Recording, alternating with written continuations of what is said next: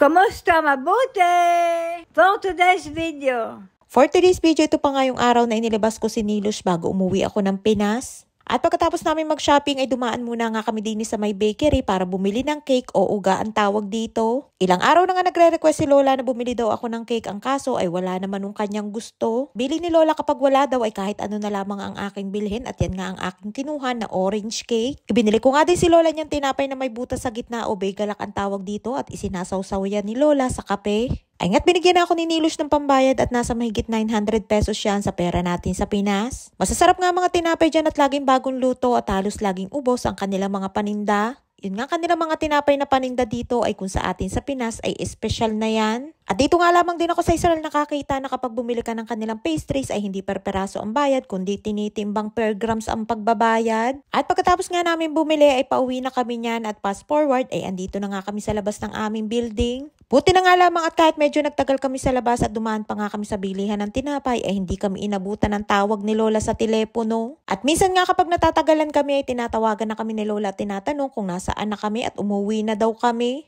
At dahil nga mabagal si Nilush na maglakad ay mas matagal pa yung aming paglalakad kaysa pamimili. At kahit nga pagod sa paglalakad ay hindi niyan alintana basta masaya siya at nakapag-shopping. Nung kalakasan pa nga ni Lola ay madalas niya nga ding ipinapasyal si Nili at nakakarating sila sa iba't ibang lugar. At nakwento nga din sa akin dati ni Lola na sumasakay din daw sila ng train. At minsan nga ay umiiyak din si Lola kapag nagkukwento siya dahil nung kalakasan pa niya ay ipinapasyal niya nga daw si Nili at siya daw ang nag-aalaga. At ngayon daw ay para na daw siyang zevel. Ang zevel na tinatawag dito ay basura. Na siguro ang ibig sabihin ni Lola para sa kanyang sarili ay parang wala na siyang silbi at wala na siyang kakayahan na maalagaan si Nilush. Ay nga't pagdating namin dito sa bahay ay gising si Lola at sabi ko kay Nili ay magpakita muna siya kay Lola bago niya ayusin ang kanyang mga pinamili.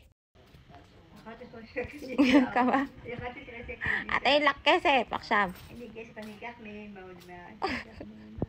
Ay nga todo bilang si Nilush ng kanyang natirang pera at 11 shekel na nga lamang o nasa 180 pesos ang natira. At sabi ko nga ay wala na siyang pera ay mamaya daw ay kukuha daw siya sa pera ni Lola. Nagkukusa na nga siyang kumuha ng pera sa lagayan ni Lola pero sinasabi naman niya kay Lola kung magkano ang kanyang kinuha. Ay nga't bitbit na ang kanyang 3 wheels at igagarahin na niya yan sa storage room. Ay nga't basang-basa ang damit pagkagaling ng CR, siguro ay nang hinaw ng kamay ay ginawa ng punasan ang kanyang damit. Ay nga't kinuha na ang kanyang manika at ang ganda daw at ipakikita niya daw kay Lola. Tuwang-tuwa nga dyan si Nilush at sa edad niya nga na 65 years old ay nabili pa ng manika. Pero ang ganda nga naman ng manika na yan at napaka-cute at pati nga kulay ay ang ganda din.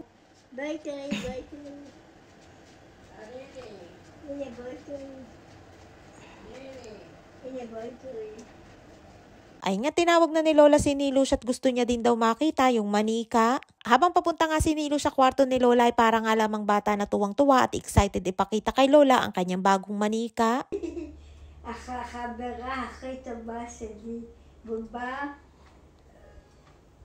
Ay nga't binabasa ni Nili kay Lola kung ano yung nakasulat kasama nung manika. Tinatanong ko nga kung may nakalagay na pangalan yung manika ay wala daw at ang sabi ko yung Nili na lamang ang kanyang ipangalan ay tatawa-tawa nga. At natawa nga din ako dyan at habang naglalakad ay nahimatay na ang kanyang manika. Toby Seder. Ay! Nahimatay! Nahimatay na. At yan naman yung kanyang binili na garapon na nilagyan niya ng artificial na dried petals. Sabi ko nga ilagay na niyan lahat at may space pa naman at ang maitapon na yung plastic ay tama na daw yun at wag daw itatapon ng plastic. Lamang? Ayan at chili o hevet gamze. Kad at no tenli. Mama? Ano yung lekit gamlik no, tekad? Ano yung hevet ze? Ay nga't binibiro ko si Nilit, ang sabi ko gusto din ng aking anak ng manika at tinatanong ko nga kung ibibigay niya sa akin. Ay tawang-tawa nga at ang sabi sa akin ay bumili din daw ako. At ba't salos? At binibiro ko nga dyan at ang sabi ko ay kung siya ay 3 years old at todo tango din naman pero ang sabi niya ay 65 years old na daw siya. Ay nga't panay pa nga ang nguya at nakadekwat na naman ang tinapay sa kwarto ni Lola. At habang nag-aayos si Nilush ng kanyang shopping ay shoutout time na muna tayo. Shoutout po kay PJ Umali. Belated happy birthday po kay Fatima ng Tacloban. Shoutout po kay Joanna May Lopez. Shoutout po kay Jen Espalmado Guabes Cruz ng Las Piñas City. Shoutout po kay Man Khaled ng Sultan Kudarat, Maguindanao. Shoutout po sa Condino family ng Bagong Silang 2, Labo, Camarines Norte at Bamba family ng Poras, Pampanga. Shoutout po sa aking kapwa caregiver na si Karen Solo ng Jerusalem at sa Parañaque City. Shoutout po kay Maggie Coria ng California, USA.